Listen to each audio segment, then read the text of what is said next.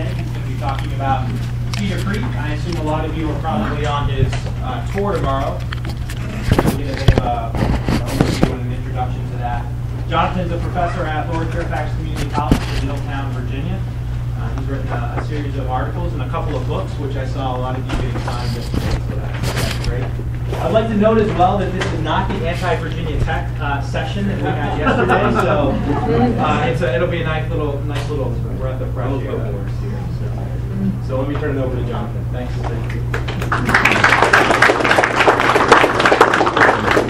Well, it's always a pleasure to be introduced by a fellow Hokie.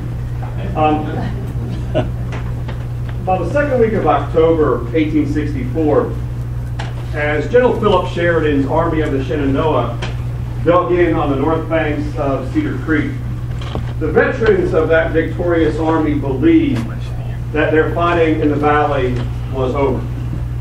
They thought ultimately that their victories at 3rd Winchester on September 19th, their victory 3 days later at the Battle of Fisher's Hill, a place that we'll visit tomorrow on the tour if you're going, another massive victory on October 9th, the Battle of Tom's Brook, an all-cavalry engagement, and all of those battles coupled with the burning, that most destructive period between late September and early October of 1864, where Sheridan's command, mostly his cavalry, destroyed nearly 1,200 barns, burned 435,000 bushels of wheat, seized more than 11,000 head of cattle. Sheridan and his men really believed that all of those things combined basically put Jubal Early's army into a state of paralysis and finally wrested the Shenandoah Valley from a long-time Confederate grip. Colonel Rutherford B. Hayes, who was a division commander by this point in General George Crook's command, he wrote from the Union camps at Cedar Creek on the evening of October 9th. Very simply, our campaign in the valley is supposed to be ended. It winds up with a most signal victory. While confidence reigns supreme among General Sheridan, his staff, and the men of the Army of the Shenandoah, that Early had finally been defeated, Jubal Early had to figure out what was his next move going to be. You know, after suffering so many crippling defeats in such a very short period of time, he had to figure out what was the next step. Another problem that Jubal Early had to confront was a major logistical question. How am I going to feed my army? And Jubal Early's army, by this point, second week of October, with the reinfusion of Joseph Kershaw's division, Thomas Rosser's cavalry, it was numbering a little more than 14,000 men. And he knew that that destruction of the burning had really greatly exacerbated his capacity to feed his soldiers. And he lamented to Robert E. Lee in that second week of October, 1864, simply, Sheridan has laid waste nearly all of Rockingham and Shenandoah. I will have to rely on Augusta for my supplies, and they are not abundant there. As General Early contemplated how he was going to deal with all of the problems that he confronted, Phil Sheridan was in the process of making plans to redistribute some of his army. And by that second week of October, Sheridan had a little more than 32,000 men in the Army of the Shenandoah. And obviously, if the campaign in the valley was supposed to be over, he didn't really feel a necessity to have 32,000 Federals in the Shenandoah Valley. Maybe they could be sent to the defenses of Washington, or more significantly, maybe they could be sent to Grant's lines at Petersburg.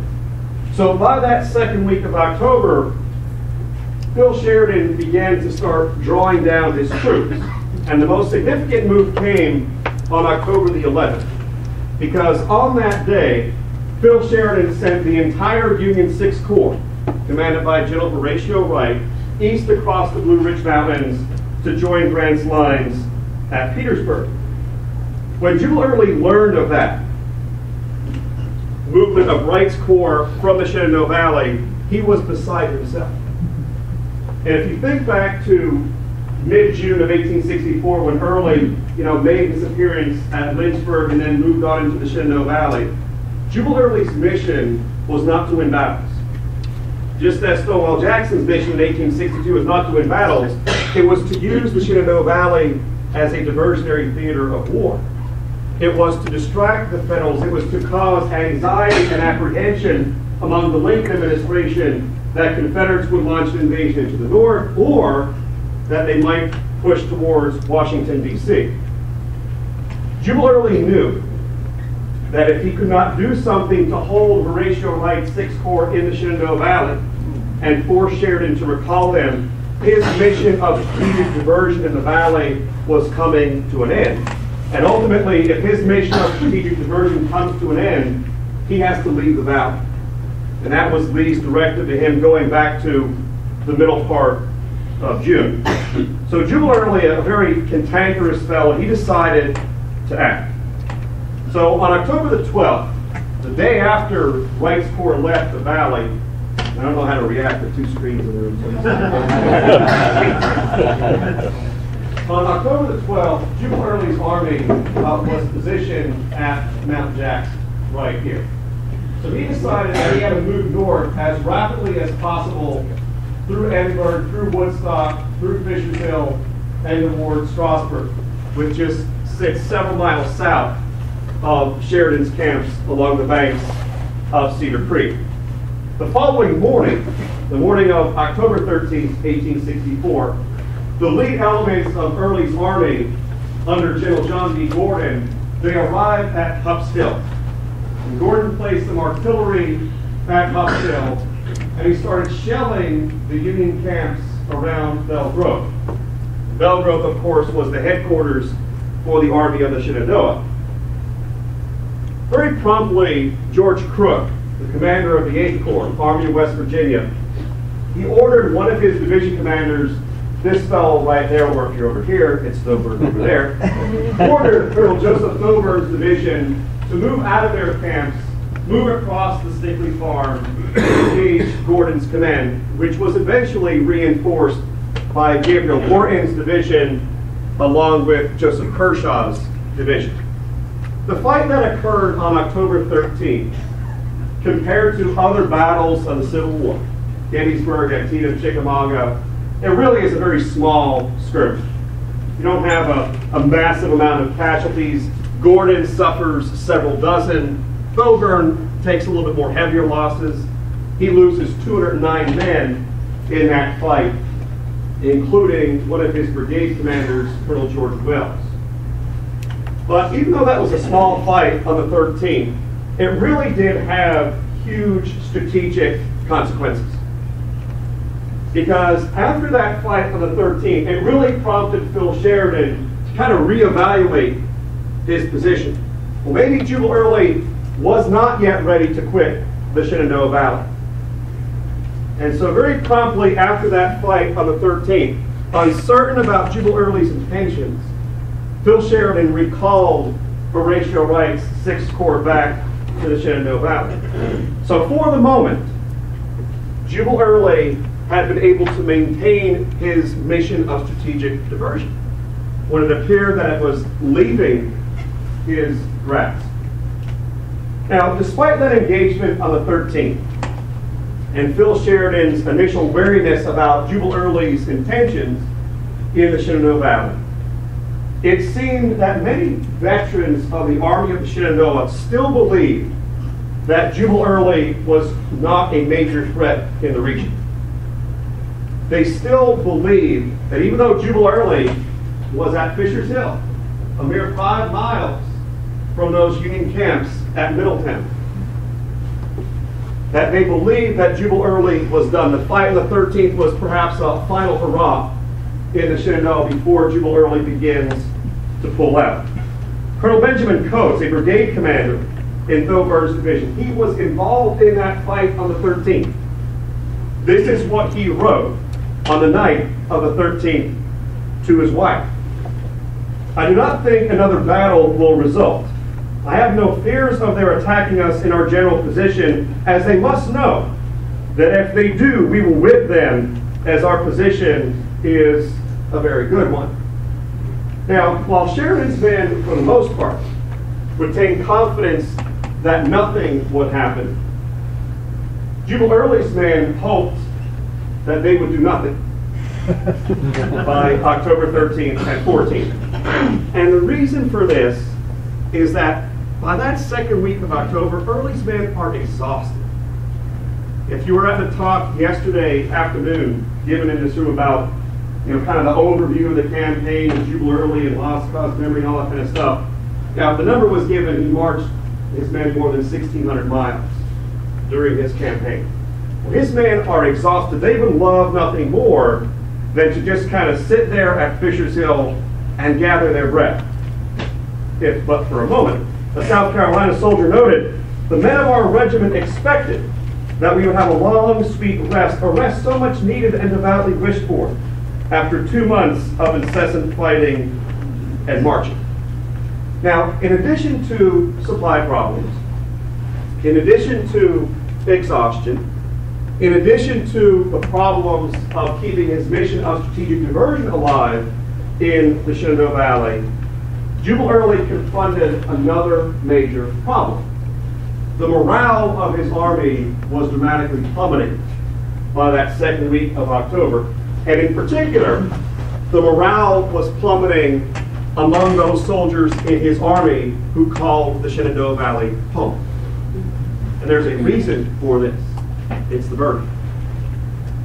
And those individuals in Early's army who call the Shenandoah Valley home, they are well aware of the hardships that are confronting their wives and their sweethearts and their mothers and their fathers and their children at home. And I really firmly believe that those soldiers in Jubal Early's army were kind of seeing the handwriting on the wall by that second week of October. They were well aware of what William Tecumseh Sherman was doing in Georgia. They were well aware of the pressures that were being applied elsewhere. They knew what was happening in the valley, and ultimately, those veterans of Early's army who called the Shenandoah home, they began to weigh their loyalty. On one hand, you have the loyalty to the Confederacy. On the other hand, you have your loyalty to your family. And if you believe the Confederate cause is doomed, that defeat ultimately is imminent, and reading those guys' letters and journals, not their post-war reminiscences, what they're writing in October of 1864, I firmly believe that they think the Confederacy is a lost cause. They're not going to win. So if there's nothing to gain, well then Confederate loyalty goes out the door, and now it's loyalty to my family. If I can't do anything to help the Confederate cause, well then I at least have to go home, and I've got to protect my wife, and my parents, and my children, and my business. One of the great concerns that Jubal Early confronted was the men coming to the realization of this shift in loyalty, and they might desert, and they might go home. And guys by the dozens, they did. Now, by mid-October of 1864, there was a very powerful, influential resident of the Shenandoah Valley who lived in Rockingham County, and it was a judge, William Wortman. And Justice Wortman was a very devout supporter of the Confederate war effort, and he was very deeply concerned about the condition of morale among Early's army, particularly those individuals who were born and bred and lived in the Shenandoah Valley. And William Wortman basically warned Jubal Early, you've got to do something. Because if you don't do something with your army, and you either, if you don't attack Sheridan, or you don't quit the valley and then go and support Lee's lines around Petersburg, you very well can wake up one morning and not have an army. And this is what Justice Wortman wrote to Jubal Early in that second week of October. And this was after the fight on the 13th. It will require the daily and hourly exertions of the poor and those who have been burnt out to procure a scanty subsistence to sustain life. When the soldier now in the army learns that his neighbor, on whom his family has leaned for support, and his family, his wife and little children at home, are to suffer, he will become uneasy in his place, and will weigh the duty he owes his family, and what the promptings of nature would be is not difficult to determine. With those matters of military considerations, as well as issues of morale, taken into consideration, Jubal Early decided he had to attack. He was not about to give up the Shenandoah Valley without at least one more fight. But the great question that Jubal Early confronted, well, how do I do this? I'm outnumbered by a margin of more than 2-1. Sheridan's army has, as I said, a little more than 32,000 men. Early has a little more than 14,000 men going into the impending Battle of Cedar Creek. So this plan begins to come into focus a little bit on October 17th. And on that day, John B. Gordon, arguably his best division commander at this point in the conflict, Gordon's Chief of Staff, Major Robert Hunter, Brigadier General Clement Evans, and of course the great cartographer, Jedediah Hotchkiss, they scale Signal Mountain. Now, if you're going on the tour with me tomorrow of Fisher's Hill and Cedar Creek, this feature of Massanutten Mountain will dominate everywhere that we're at. It looms over all of those battlefields. And all throughout the conflict, Signal Mountain was utilized as a signal station for armies of both sides. And from there, on a clear day, you could see for miles and miles and miles. So John B. Gordon, as you see here in this James Taylor sketch, he's at the top of Signal Mountain, and he's surveying the Union positions along the north bank of Cedar Creek. He obviously understands the direct frontal assault not going to work. The Union right flank appeared to be somewhat strong. But the one place that John B. Gordon believed the Federal Army could be threatened was its left flank. Now, the weakness of the Union left flank is a problem created by that man right there, General Horatio Wright. Bill Sheridan left the Army of the Shenandoah on October 15th. He left the Army to go to Washington, D.C. to meet with President Lincoln and Secretary of War Edwin Stanton to talk about military issues, what to do with all of those troops in the valley. Horatio Wright was given temporary command. Horatio Wright wanted to do things his way. And there were all kind of rules and there were all kind of restrictions that Sheridan had put in place when he left on the 15th. He basically told Wright, don't change anything. But Horatio Wright is going to change two very crucial things that, quite frankly, in my opinion, and in writing my book on Cedar Creek, being the chief Civil War historian for the National Park Service's Historic Resource Study in Cedar Creek, Horatio Wright kind of creates the vulnerability that allows Jubal Early's army to launch that very successful surprise assault. When Phil Sheridan left the Army of the Shenandoah, he had cavalry anchoring both flanks. George Custer's cavalry division on the right, and then on the far left, Wesley Merritt's. Now, if you're looking at this map, the far left of the Army of the Shenandoah should be down here. But as you can see from this map, there aren't any troops here. When Sheridan left on the 15th, this was all protected. All the fords of the North Fork of the Shenandoah were guarded by General Wesley Merritt's cavalry division. When Sheridan left, Horatio Wright took Wesley Merritt's division and moved them to the extreme right, up here. The reason that Horatio Wright moved them to the extreme right was that he thought that if a Confederate attack ever occurred, that it actually would come against the Union right. Because he thought that Jubal Early might take a page out of Sheridan's and Crook's book and use the cover of Little North Mountain, which would be up here on the map, to attack, which had been done at Fisher's Hill. So this now meant when Gordon was up there at Signal Mountain, he's looking at those three major fords across the North Fork of the Shenandoah. Well, they're totally unprotected. You could move an army undetected, get them on the flank and the rear, and roll up the Army of the Shenandoah. Gordon couldn't believe it. So Gordon is the one who develops the plan. Early approves it. Early does not come up with a plan to attack the left. It is all of John B. Gordon's doing. Now, by October the 18th, there was evidence that was beginning to mount that Jubal Early was planning something. How big, the Federal Army didn't understand, but there was evidence that there was more activity than normal. Now, one of those pieces of evidence that came on October 18th comes from Colonel Stephen Thomas. Colonel Thomas commanded a brigade in William Emery's 19th Corps. He was a Vermonter, and of course eventually would go on to win the Medal of Honor for leading his brigade so gallantly in the loss of nearly 3/4 of that command early on the morning of October 19th.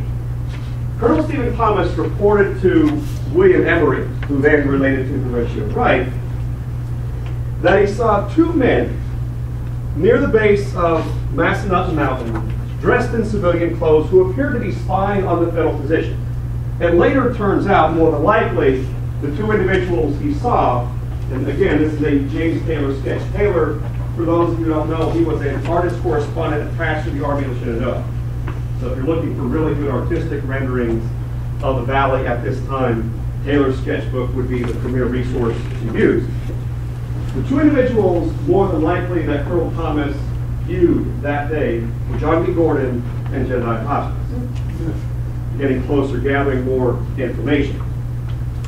Another piece of evidence that was reported to Horatio Wright late that evening was that there seemed to be an excessive amount of communication coming from Confederate signalmen atop Signal Knob using torches, which is how they communicated at night.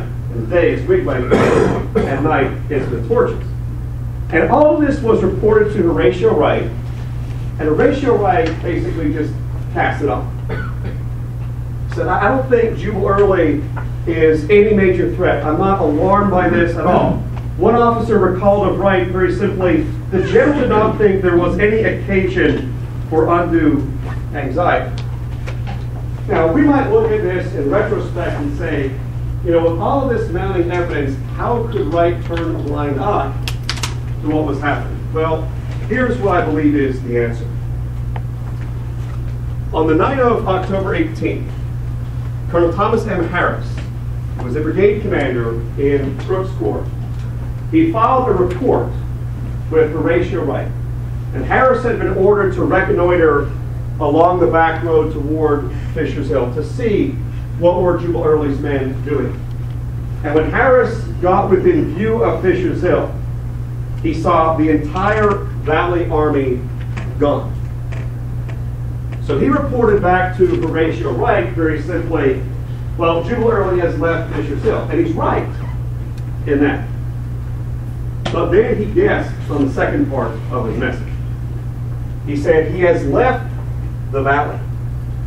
He has not only left Fisher's Hill, but he's moving east across the Blue Ridge to go to Lee's lines around Petersburg, and that was a mistake.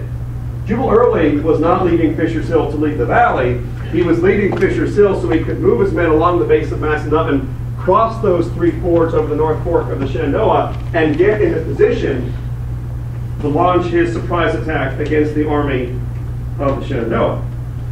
So from Wright's perspective, Harris's report seemed to be enough.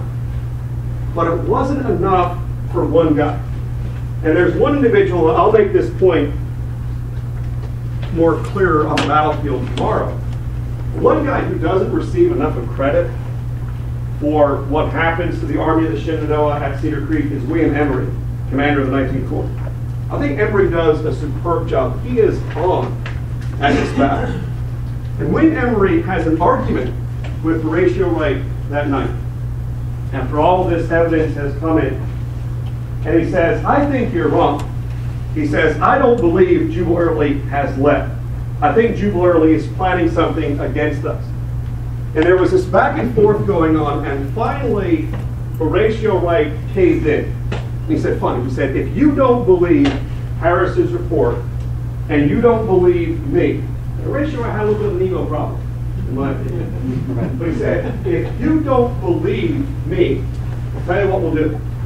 He said, I will allow you to take troops from one of your divisions, Cuvier Grover's division. You can have a reconnaissance in force tomorrow morning.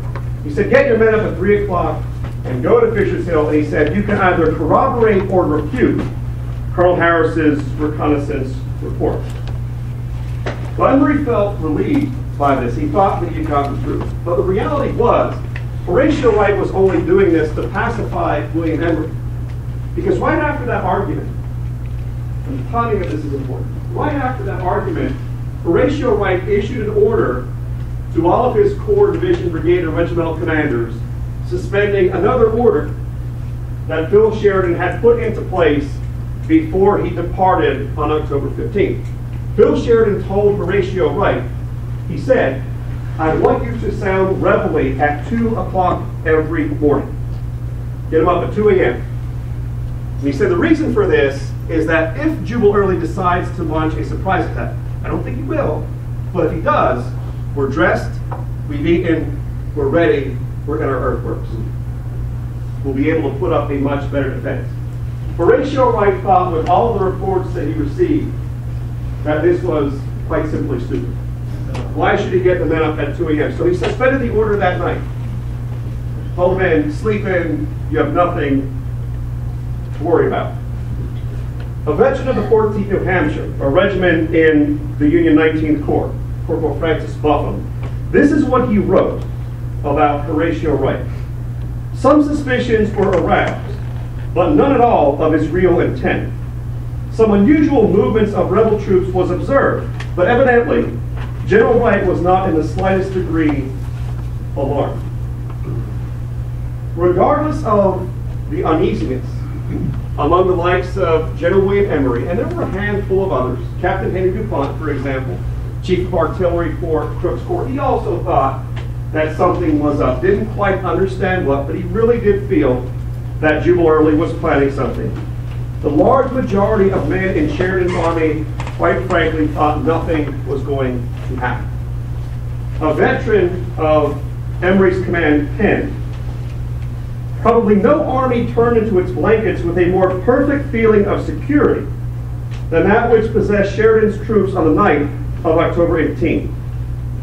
There was perfect confidence that Early had been gloriously whipped, that he would never dare attack the Union force in the valley, and that his only purpose was to maintain a strong defense."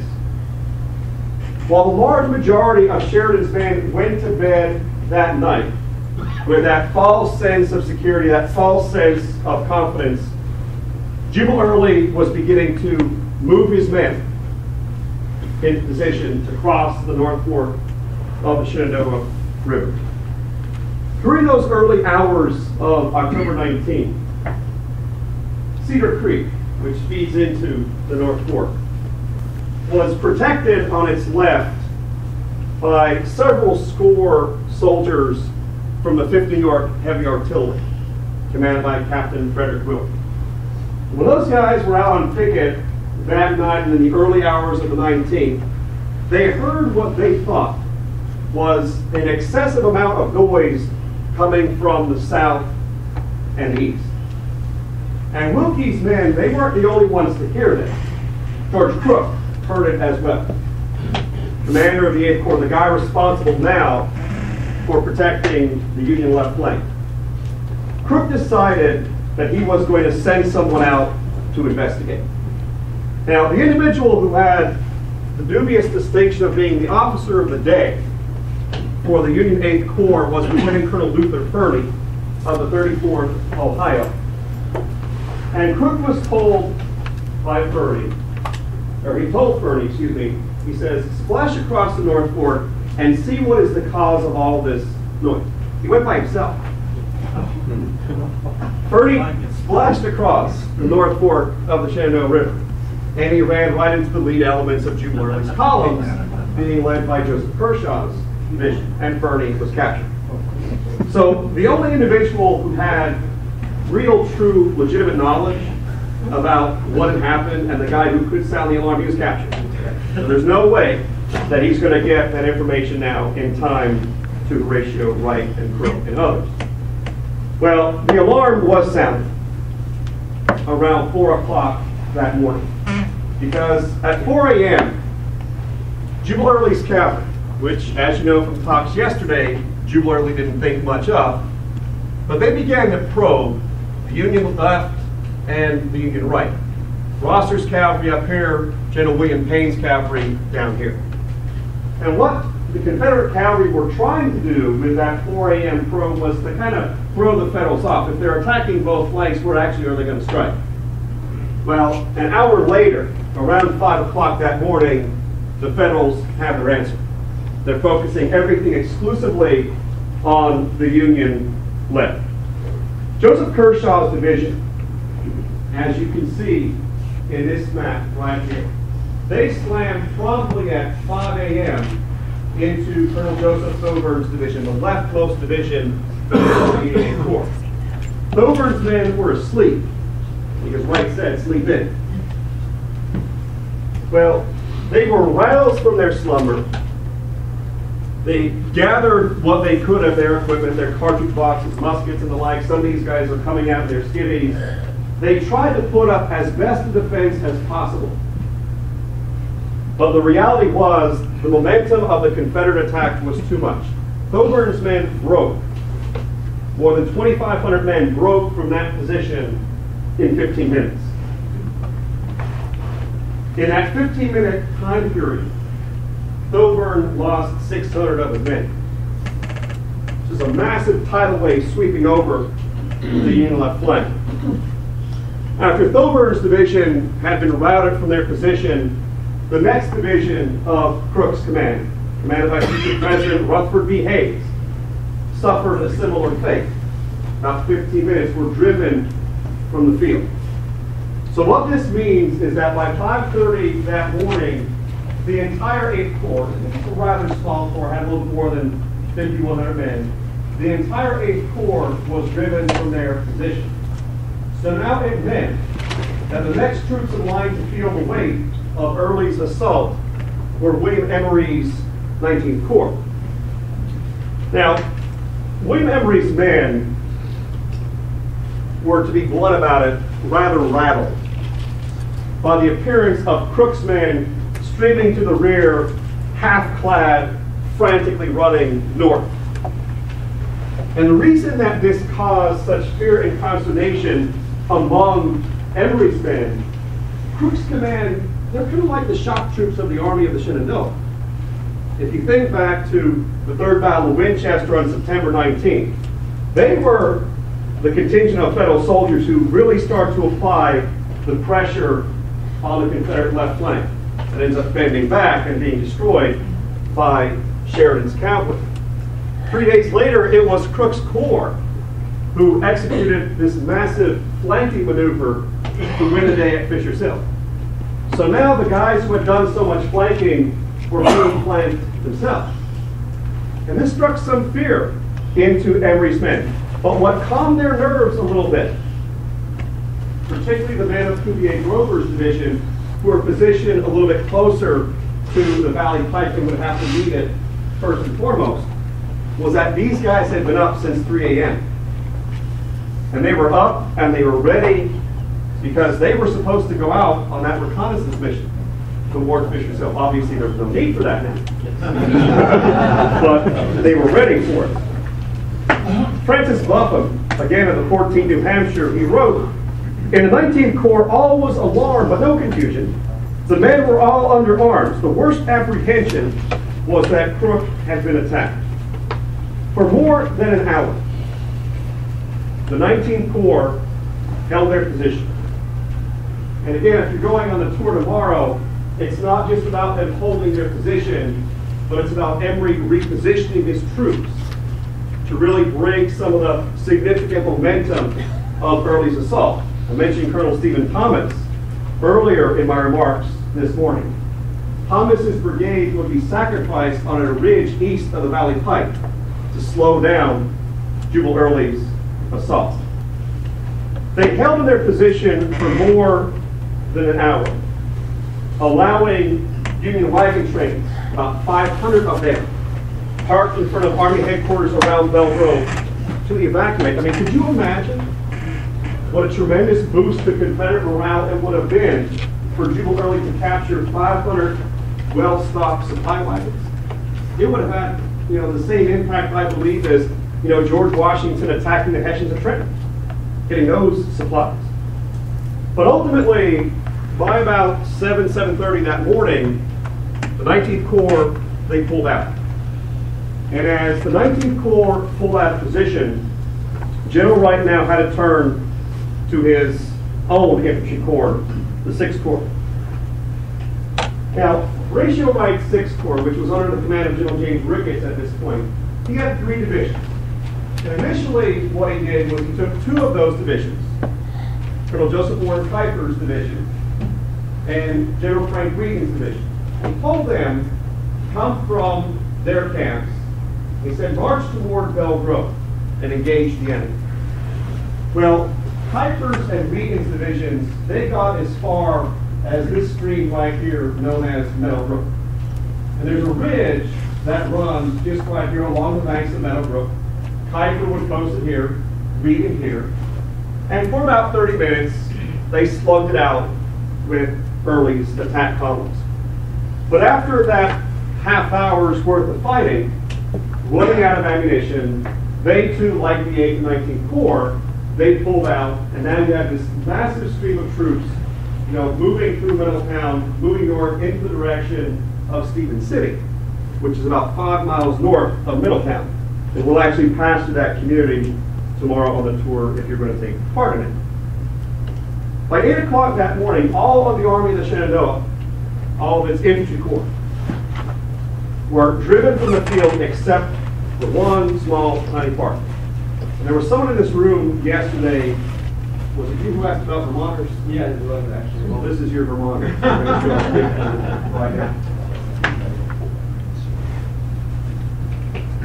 The final division of infantry that had not yet been engaged at Cedar Creek was the 2nd Division of the 6th Corps, commanded by General George Getty. And this is where Lewis Grant's Vermont Brigade is positioned. Getty was ordered, like Keifer and Regan, just move toward Belle Grove. Getty was a pretty sharp guy, career Army officer. And he got to a position where he could see and scan that ground around Belle Grove, and he said, I don't think so. He said, I am not moving toward Belle Grove at all. And so what he decided to do was to put his men atop the highest piece of ground in the Middletown area. It's located right here, and this is a photograph of Cemetery Hill. Every battlefield seems to have a cemetery hill. Now, Getty put his men on Cemetery Hill, and for really more than 2 hours, he withstood 3 infantry assaults. He withstood a 30-minute artillery bombardment from 30 Confederate cannon under command of Colonel Thomas Carter. But after 3 assaults, a half-hour artillery barrage, knowing that he had no reinforcements, ammunition supplies being depleted, he too decided, like everyone else who had come before him, to pull out north through Middletown and rejoin the rest of the Army of Shenandoah several miles north of the community in this area right there. When Getty's division pulled off of Cemetery Hill, every single one of those veterans believed that Early would pursue.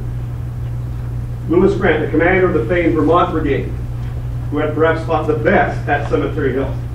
I mean, they launched a bayonet assault as Confederates were nearing Battery M 50th Artillery, commanded by Captain James McKnight. And this is what Grant wrote. A full line of rebels took possession of our hill almost the very moment we left it. But for some reason, they did not see fit to pursue us except with scattering bullets. Now, the decision of General Jubal Early to halt his pursuit at Cemetery Hill, as was intimated yesterday in the talk in this room about the valley, is one of those hotly contested, debated topics within Shenandoah Valley Civil War history. And the individual who really put a lot of fuel on the fire that this was the quote-unquote fatal halt or fatal pause was General John B. Gordon. But I want to explain to you why Jubal Early made the decision to halt. We all know he halted. We all know Gordon didn't like it. But I want to explain to you why. There are 3 reasons as to why Jubal Early decided to halt his men and not push any further. He eventually, by lunchtime, pushes to the just the northern outskirts of Middletown, but really doesn't push the Federals aggressively after that point. Reason number one, by 10 o'clock that morning, as Getty's troops pulled off of Cemetery Hill, his ranks had been greatly thinned, not only by casualties, and Early suffers about 5,100 casualties at Cedar Creek throughout the entire day. But his ranks were being thinned by men going through the camps of the 8th Corps, going through the camps of the 19th Corps, and seeing all the stuff that was left behind. The foodstuffs, the blankets, the shoes. And it was very tempting to those guys. And again, you know, it's easy for us to sit here in 2014 and say, well, military rule dictates that they should do this. If you haven't eaten in a while, and you're passing through a camp and there's food right there, you're probably going to take a moment to stop and eat. Because again, loyalty to the war, loyalty to yourself. And so you have hundreds of these Confederate soldiers who are leaving the ranks to loot and pillage those abandoned Federal camps. Augustus Digger, an officer in the 3rd South Carolina, noted, "The smoking breakfast stood temptingly inviting, while the open tents displayed a scene almost enchanting to the eyes of the Southern soldier in the way of costly blankets, overcoats, hats, caps, and boots. All this fabulous wealth of provisions and clothing looked to the half-fed, half-clothed Confederates like the wealth of the Indies." That's the reason that's most often cited as for Jubal Early deciding halt, but there are two more. Second reason I believe is the most crucial, and it's one really that no other historian has really brought out. Jubal Early found out by about 10 o'clock that morning that Wesley Merritt's cavalry division was being moved from the Union right flank toward Middletown and the Valley Pike. And the reason that Wesley Merritt's cavalry division, more than 2,000 of them, were being moved to this area was because Horatio White wanted them to come onto the scene to slow down the Union retreat. And Wesley Merritt was given orders, if guys pass you, you have my permission to kill them. Wesley Merritt wasn't going to do that. But Jubal Early, when he learned about Wesley Merritt's cavalry division now getting in position here, that was another really important factor in him deciding to stop and not pursue. And here's why. Jubal Early did not want to tangle with the Federal cavalry. He had a really healthy respect for the Federal cavalry. They were the ones who delivered that final crushing blow at 3rd Winchester. They were the ones who carried out much of the destruction of Birney. They were the ones who beat Tom Rosser's cavalry very badly at Tom's Brook. And he knew that if he pursued with his thin ranks and met Merritt's division, he would be destroyed. The third reason as to why Early decides to halt is that his men very simply were exhausted by this point. When his line halts, a lot of Confederate soldiers, they just write that our knees just buckled and we dropped to the ground. We were so exhausted from all of this fighting, all of this marching. And one North Carolinian wrote, "Everything in line was soon asleep." General Early defended his position. He stated, "It was now apparent that it would not do to press my troops further. They had been up all night and were much jaded. I determined, therefore, to take and hold and try to hold what had been gained." At the moment that Early's command rested from exhaustion, at the moment that he made that halt, Federal soldiers several miles north of Middletown were beginning to contemplate what had just happened that morning. And as they began to think about how they were defeated in the morning phase of the battle, they began to think about all the victories that they had achieved: Winchester, Fisher's Hill, Tom's Brook. And now they felt they're going to have to go back to square one and start all over again. And quite simply, a lot of these individuals got depressed, they were dejected, they were despondent. But what was even more difficult for some of these soldiers to take was that this disaster had occurred in the absence of Philip Sheridan. Sheridan was not with his army when it was attacked, and we'll get to that in a moment. But John B. Gould, a major in the 29th Maine, this is what he wrote about the emotions the Federal soldiers were feeling late that morning. "I thought of the blood that had been spilled, for nothing, and another sacrifice must be made for the cursed valley, and that the rebellion was not ending. In fact, I got blue.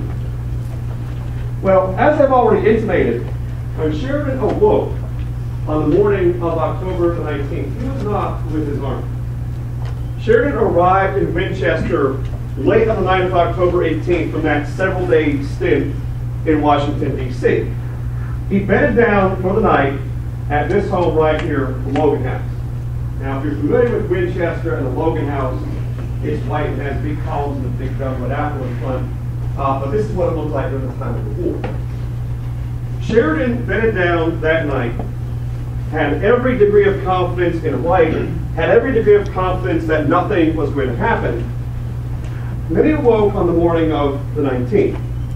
When he woke up that morning, he received some initial reports from Union pickets of the 2nd Rhode Island Infantry posted on the southern outskirts of Winchester that they heard artillery fire in the distance. Sheridan initially wasn't anxious about this. He thought, okay, I know there's an early morning reconnaissance. That's probably what it's all about. But as he ate breakfast, he had a sense of uneasiness that came over him and thought, maybe I better speed up the breakfast, maybe I better get dressed and just ride down to Middletown to see, in fact, what's going on. When Sheridan mounted Rienzi, his famed horse renamed Winchester, after the Battle of Cedar Creek, when he mounted Rienzi in front of the Logan House, and he started his ride south toward his beleaguered army at Middletown, he was not only riding onto the eventual scene of a disaster, but he was riding into the realm of legend. Because less than 2 weeks after, now I can do a whole talk of cheers, right? But less than 2 weeks after the battle, the poet Thomas Buchanan Reed had penned his famous epic poem, Sheridan's Ride, recited for the very first time at Pike's Opera House in Cincinnati, Ohio, by renowned Shakespearean actor James Murdoch. And you see other kinds of pieces of poetry and literature being written about this epic event. Artists such as Reed, who painted this version of the ride. It was released in March of 1870 in Philadelphia, Pennsylvania, the Academy of Fine Arts, commissioned by the Union League of Philadelphia.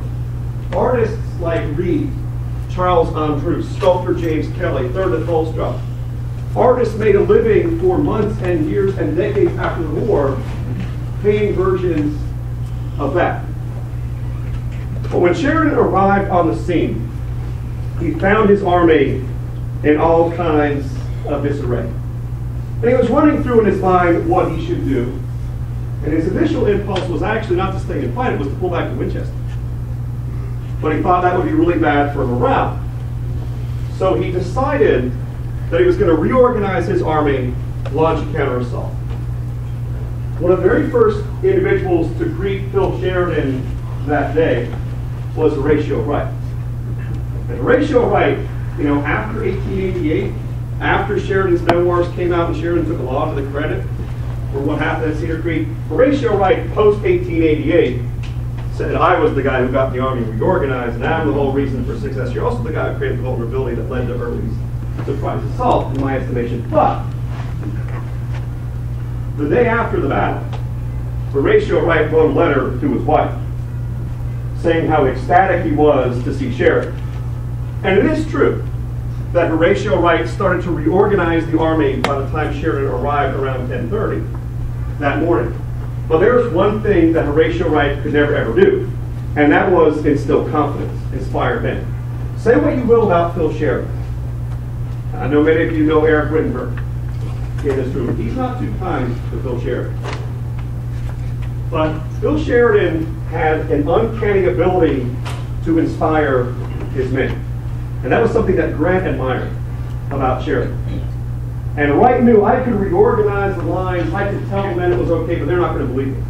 And he wrote to his wife, Horatio Wright did, the day after the battle, Sheridan's arrival was a relief to me.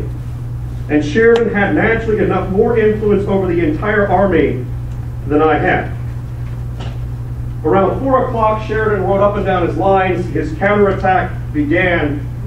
and the Confederate line crumbled from west to east. Gordon's division breaking, and then on down the line with Gabriel Morton's division leaving last.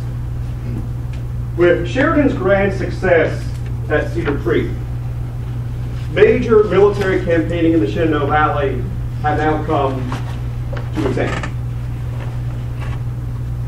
In the aftermath of that battle, many of the troops in Phil Sheridan's army, including those troops in his army who didn't like him all that much, and a large majority of men, they liked him, they adored him, but there were some, such as Colonel Edward Mulligan, brigade commander in Cuvier Grover's Division 19 Corps, who had some run-ins with Sheridan, didn't hold him in the highest regard. The night of battle, late that night, he wrote a letter to his sister, Nanny. And this is what he wrote. And it's easy to get praise from people who like you, but it's another thing to get praise from someone who doesn't like you. It's like reading student evaluations at the end of the semester. But this is what he wrote his sister, Nanny. Little as I like General Sheridan personally, I cannot but admire his firmness and ability. The fortunes of the day, which commenced so disastrously for us, turned into a splendid victory by Sheridan. But there was no one who could have heaped more praise on Little Phil than President Lincoln. Again, this whole campaign, everything that's happening at this point in 1864, in all theaters, the 1864 presidential election looms large over it all. Lincoln is well aware, yeah, William Sherman, he's winning in Georgia, but if Sheridan doesn't win the Valley, we're probably not going to win re-election. And he wrote, "With great pleasure I tender to you and your brave army the thanks of the nation, and my own personal admiration and gratitude for the month's operations in the Shenandoah Valley, and especially for the splendid work of October 19, 1864. As night descended over the battlefield, Phil Sheridan, his old friend George Crook, they sat in front of the Belgrove Mansion for a small fire, and they recounted the day's events. Now, the Army of the Shenandoah was able to snatch victory from the jaws of defeat. Toward the end of the conversation, Sheridan turned to Crook and he said, "Crook, I'm going to get much more credit for this than I deserve." Phil Sheridan could have never, ever anticipated how those hours of October 19, 1864 would come to define his legacy. Because at every point after that, every time Sheridan's name was mentioned, at official functions, monument dedications, ceremonies, and even his funeral in August of 1888, Battle of Cedar Creek and his ride from Winchester to Cedar Creek, they were at the epicenter of all of those discussions. But the importance of Sheridan's success at Cedar Creek goes well beyond it emerging as the defining moment for Sheridan's legacy. With the Shenandoah Valley secure, it now meant that the oft-contested region could no longer be used as a diversionary theater of war, which had been used on several occasions. Nor could it be used as an avenue of invasion into the north, which it had been used on several occasions. And of course, it also meant that with the valley under Union control, it meant that the Shenandoah Valley's harvests would no longer be available to Confederate forces operating in the Old Dominion. Union success in the Shenandoah Valley in general, and at Cedar Creek specifically, meant another major nail in the coffin of the Confederate war, making it more and more imminent that the Confederacy would lose. And I'd like to close my remarks now this afternoon with an observation by Bruce Catton. And I dare say every single one of us in this room has read Bruce Catton. I grew up with Bruce Catton. It was his writings that pulled me in and cultivated an interest in Civil War history. And Catton painted this very poetic picture of Sheridan leaning up against one of the 24 captured Confederate cannon parked in front of Belgrove after the battle, peering off into the distance. And this is what Bruce Catton so eloquently wrote. "The sun had gone down. The fight was over, and Early's army was wrecked for keeps. The war in the Shenandoah Valley had been won. Without the valley, Lee's army could not hope to hold Richmond much longer, and the dancing firelight in the clearing was an omen of the final sunset of the Confederacy. Thank you all very much.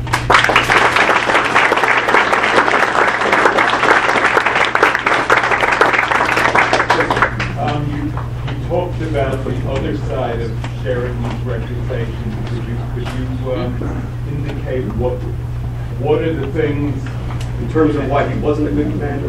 Yeah, I think that where a lot of the negativity comes from is that if you look at things purely in a scoreboard sense, how many battles he wins as cavalry commander, he loses far more battles than he wins.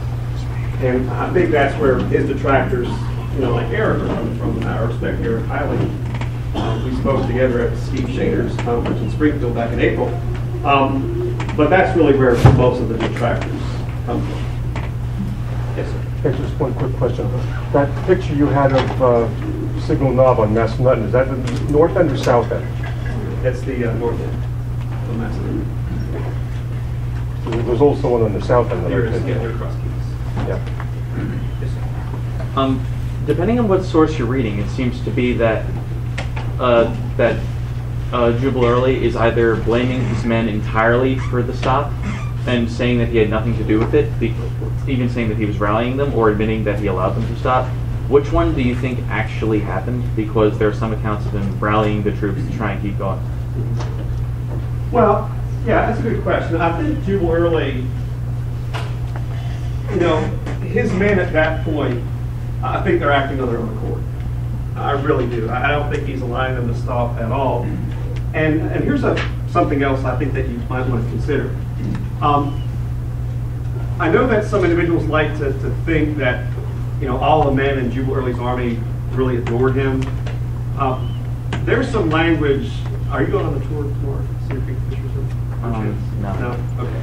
Well, you're going to miss this, but I'll give you the short. But ultimately, you can read a lot of letters and journals from men in Early's army post Fisher's Hill, using language like stupid fool, imbecile, unqualified for command. I don't think that there was a massive amount of support in Early's army for him. And so I think this gets to your point about are they acting on their own accord. They feel basically that he kind of has let them down a little bit. I mean, there are soldiers, after Fisher's Hill, there's one story very famously, a Confederate soldier who just, as the Confederate army is being driven through Fisher's Hill, he sits down on the valley pike, makes a fire, and starts singing a song about old Jew being played out. I think at that point, soldiers are looking more toward themselves, so they're acting on their own accord. If I haven't eaten substantial amounts of food in several days or several weeks, I'm going to stop and break, and I don't care what old Jubal Early has to say about it. I mean, there are people in the Shenandoah Valley who are sending petitions to the newly inaugurated governor of Virginia, William Billy Smith, saying we want Early out of here. There's letters being sent to Jefferson Davis saying we want Early out of here. South Carolina Senator James Orr wanted to hold a special Senate hearing about Jubal Early in the Valley after Fisher's Hill. So I think those guys are acting on his own accord. That's the long version. This is just a strange thing. Okay. So you talked about soldier morale, and you mentioned that they were well aware of all these things were going on over here. How do you know that? Because I'm only asking my own research. I found that soldiers were sort of clueless to what was going on elsewhere, unless they had some sort of paper. Yeah, they had newspapers. Yeah, they did. They're writing their families at home. They're getting newspapers very readily. One of the best collections of letters that kind of gives you that present sense that Confederate soldiers are understanding what's going on are the letters of Stephen Dodson Branch, which were recently published by UNC Press. They're getting this pretty quickly, remarkably, pretty swiftly, and they're reacting to this. They're seeing the war in the environment. So it's not from regimentals, looking back 20 or 30 years. It's several weeks old, but still, that's pretty quick. Okay, so there's that. Did Sheridan criticize Wright or otherwise hold him accountable for the near loss here? And how long afterwards, after the war, did Wright started to receive criticism for his actions? Yeah. Sheridan never censured Wright. Sheridan had an act for censuring some commanders. I mean, William Averell, cavalry division commander, he was released after Fisher's Hill, so he didn't have any problems with going after someone. Ultimately, because Wright, I think, was, Army of the Potomac, didn't want to go after him aggressively. But really, Horatio Wright, in terms of when he starts to be censured, I would say it's probably early part of the 1880s. And where you start to see the first criticisms and attacks of Wright, because if you look at, a lot of histories of Cedar Creek, in the Valley Campaign published like in the 1980s, they're pretty praiseworthy of Horatio Wright and all those kind of things. That's because they're using 6 core sources. If you read the National Tribune, which was a post-war Union veterans publication, came out weekly, there were regular columns in there, 2 of them fighting them over again in picket shops. And in those columns, you have veterans of the 8th Corps and the 19th Corps just lambasting Horatio Wright, basically saying, we're sick and tired of seeing all these 6 Corps veterans gushing in regimentals about how good he is. Now let me tell you what it's really, now let me tell you what he was really like. So that's really when the criticism. Yeah, you talked about Collins, that's probably to the farmers. Well, most likely hospitals in Gordon. I vaguely remember a story of Wright wanting of Thomas wanting to laugh at them not being given attention. Was it Thomas's superior? That would have come from him. That's with him. Two good questions. Crook, if I remember right, Crook at some point is disparaged and believed by Sheridan. I'm trying to remember, is this the battle? Does Crook not claim that he gets some credit for Fisher's Hill? Oh, it's Fisher's Hill. In Sheridan's memoirs, and there are a lot of things that really kind of deteriorate the relationship, and some of that's the Indian Wars after the Civil War between Crook and Sheridan. But what really does it is, in Sheridan's memoirs, he intimates that he was the one who developed the plan for Fisher's Hill, and it was because of him that it succeeded. And it was Crook's plan all along. Sheridan basically just said, "Okay, go ahead and do it." Sheridan took all the credit for that, and there was a lot. I mean, even after Sheridan, Sheridan died in August of '88. 4 years after that, George Crook came back and toured Cedar Creek and Fisher's Hill. And there's this famous scene that, it talks about George Crook. He writes about this in his memoirs, about him standing at Fisher's Hill basically cursing the memory of Phil Sheridan. I can't believe you took all the credit for this. It was my doing. And the guys of the 8th Corps, they really felt always left out. Because, they had fought pretty much in Western Virginia their whole military careers. They didn't have a lot of press with them like the 6th Corps did. The 19th Corps also felt a little bit left out. So that's really what's the start of that discussion. This is just a general observation, see if you respond to this. This is 64. We're getting, we've had years of battle history. And yet it's amazing to me how many times general officers still get surprised. Did they not learn anything from what had happened before? You would think that after this time they would have pickets 3 miles out on every one of their lines so that they can't wake up in the morning and have rebels in their camp. I just find it fascinating. That's a great observation. And I think if you look at how Sheridan prepared, he knew you could be surprised, and he prepared. I think Horatio Wright needs a biography. He really does, but the problem is all of his personal papers have largely been destroyed. There's an essay, Gary Gallagher's collection of essays from UNC Press, Sheridan Valley, 1864. There's an essay in there about Horatio Wright. But I think Horatio Wright wanted to play Army commander. I think he really did. I think he wanted to do things. I think he always had larger aspirations.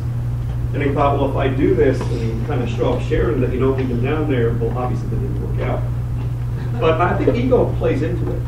And, you know, I know that it's lunchtime and, you know, I want to infringe on your sandwiches and all those big treats, but ultimately, you know, Sheridan's command, it had a lot of ego problems.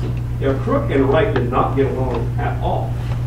And that bad relationship goes back to the fight at the Battle of Cool Spring on July 18th, where Crook had sent one of his divisions thowwards across to attack Confederates from Rhodes' division, and Wright stood there. He was the overall commander. He stood there, watched, and didn't send any support when Thoward and Crook had wanted it. To me, it's kind of remarkable that Sheridan achieves the success he does, because there are so many egos, so much infighting going on. And again, for those who are going to the tour, you'll get all that infighting story tomorrow. But you're absolutely right. Ego gets it. So thank you all very much. That was really